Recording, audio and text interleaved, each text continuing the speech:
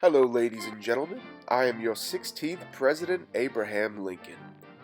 I want to thank you for taking the time to listen to me through this magical contraption that you folks call the internet. I know most of you know me as Honest Abe, but, well, some of you think I'm a former vampire hunter. Well, I came here today to set the record straight, because, dang it, I'm just an honest guy. I've been told all my life that my face is quite recognizable, and it is not for its good looks, that I can tell you. One time I took a ride on a train, who knows where I was headed. I noticed an attractive young lady sitting across from me. A partial way through my journey, I noticed she was taking glances at me. After a while, I turned to her and I said, "Excuse me, miss, but can I help you?" She looked back at me and she said, "Pardon, but you must be about the ugliest man I've ever seen." I said, "Well, I'm sorry, ma'am, but there's not much I could do about that." To which she replied, "Well, you could have stayed home." Truth be told, I've been ridiculed about my looks my entire life. And when it came down to it, I'd typically turn the other cheek. Now, if only I had done that a few minutes earlier at Ford's Theater. Now, I'd like to take you folks back now to a time before all the stresses of the Civil War, back before I became president. I was born in February 12th, 1809, in a log cabin only 18 feet wide. Now, I grew up out west on the frontier. Back when I was a lad, there wasn't much in the way of schools or education. Heck, if someone rode into town able to read Latin, they were swiftly hired and placed on the county board of teachers. I learned very early in life that if I was going to make anything of myself, it would not be on my looks. I would have to use my mind. Books were very important to me at a young age. I read just about any book I can get my hand on, as I only had about 3 formal years of schooling. My mother was a very sweet woman, but unfortunately she died of milk sickness when I was only 8 years old. My father and I unfortunately never saw eye to eye back then. We bickered quite often. My father taught me to work, but not to love it. I never did like work, and I don't deny it. I'd rather read, tell stories, crack jokes, talk, laugh, anything but work. He'd often catch me reading my books when I took a break from my chores, and he considered me lazy for it. He just did not see the value in books and education like I did. Well, who's laughing now, Dad? By the time I was 21, I was eager to leave home. On a trip down the Mississippi River, I came across the town of New Salem and decided to live out there on my own. Now, I barely had a dime in my pocket, but I was able to find boarding at the old Rutledge Tavern. It was there where I met my first great love, Anne Rutledge. She was the sharpest, most beautiful girl I'd ever met, and for some reason she fell in love with me. I was deeply in love with Anne. We even talked of marriage, but that was not meant to be. August 1832, she had come down with a fever. It lasted about 2 weeks and then she was gone. I was devastated. This would have been one of the first times I experienced a state of melancholy this fierce.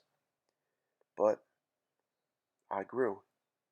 I got to thinking I could either complain that rose bushes have thorns or rejoice that thorn bushes have roses. I had left home to make something of myself, and I intended on doing so. In my youth, I studied a great deal on our founding fathers, particularly George Washington and Thomas Paine. While I was studying law, I also became increasingly involved in my local politics. Illinois was a fairly new state, and I was eager to have a hand in its establishment. I left New Salem in 1834 and moved to the newly established city of Springfield, Illinois. It was here where I met my best friend, Joshua Speed, whom I worked with at the law firm. Now, I won't lie to you. With a face like mine, I never was much of a hit with the ladies. I could hardly blame them, but still. It was around this time in Springfield I began to feel a bit lonely. I was out of work at the time, and while I had my good friend Joshua Speed, what I really wanted was, well, how should I put this? Female's touch. Now, my friend Joshua had been living in Springfield much longer than I. There was a night I approached him and asked if he possibly knew of a place where I could find this female's touch for one night. Joshua laughed a bit and he pointed me out to this tavern across town.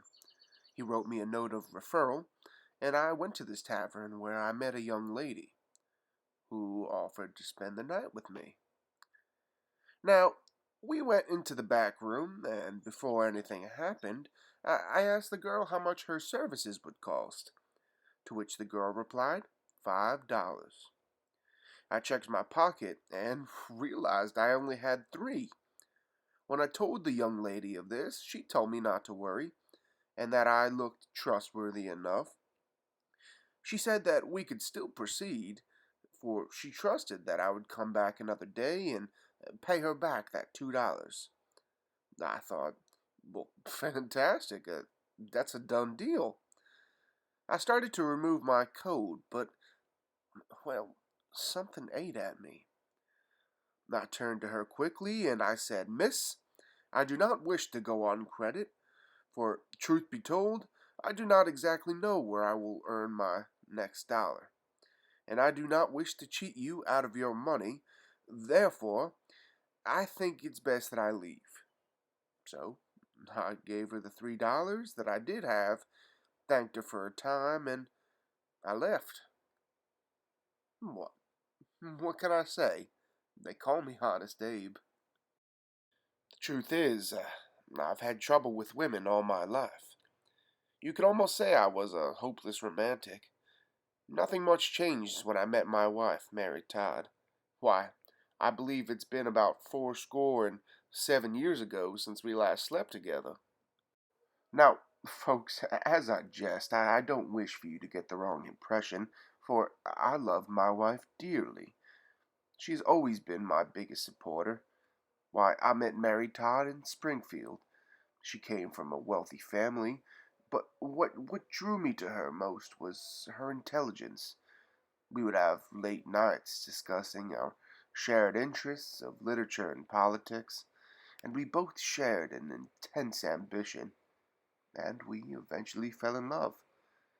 I asked her to be my wife in 1840, and, well, I can honestly tell you, the longer this engagement went on, the colder my feet got. I got to thinking maybe Mary wasn't the one. Could I make her happy if I was unhappy myself? Am I ready to commit to this girl? And just as I was wondering these things, a woman named Matilda Edwards came into town, and in fact, she even began staying at the same house as Mary. Truth be told, Matilda Edwards was just about the most beautiful woman I had ever laid eyes on. Why, she had the whole town of bachelors at her doorstep before she could hardly put her bags down. And it pains me to say that I was one of them. While I was much too shy to woo Matilda, I knew that the feelings I had for her were dishonest to Mary.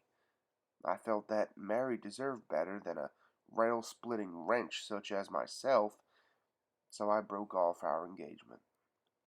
Friends, I would say that during this year that followed was amongst the lowest in my life. The melancholy I felt during this time was, well, was something that stuck with me until the rest of my days. It's not like I didn't have much cause for sadness throughout my entire life. My brother died in infancy, my My mother, aunt, and uncle all succumbed to milk sickness. 10 years later, my sister died, giving birth to a stillborn infant. My love, Anne, died before we could be wed. Yes, folks, I must admit I lived as one miserable wretch.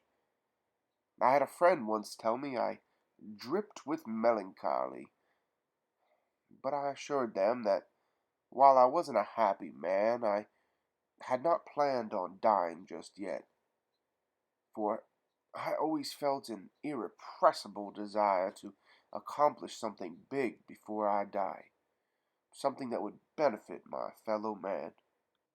After I had time to ponder and I came to my senses in 1842, I bit the bullet and I married Mary Todd. Why, it was just 2 days after I asked her hand we were married. But I'll tell you what, Mary and I are still married to this day, and we have 4 beautiful sons together. As many of you know, I went on to continue politics, and in 1960, after a few years of serving in Congress, I was elected to serve as your 16th president, which I served almost 2 full terms until my life was cut short. I tell you, folks, that night before going into the theater, I had the strangest feeling that I shouldn't attend. I even had premonitions that I might be shot in the head. I disclosed my suspicions to my wife, to which she responded by saying, "Oh, so you're fine whenever you want to go out, but whenever I want to go places, you think you'll be shot in the head if you attend." Folks, I tell you these stories today not because I'm embarrassed, but to show you that even the guy on the penny was far from perfect. I don't believe anyone is. I lived my life filled with anxiety and depression. Heck, if I was living in your modern world today with the mental disorders I faced, surely I would not have even been considered fit for presidency. But, despite it all, I was able to accomplish what I did. When you reach the end of your rope, tie a knot and hang on. You'd be surprised at what you could accomplish. Good night, everyone.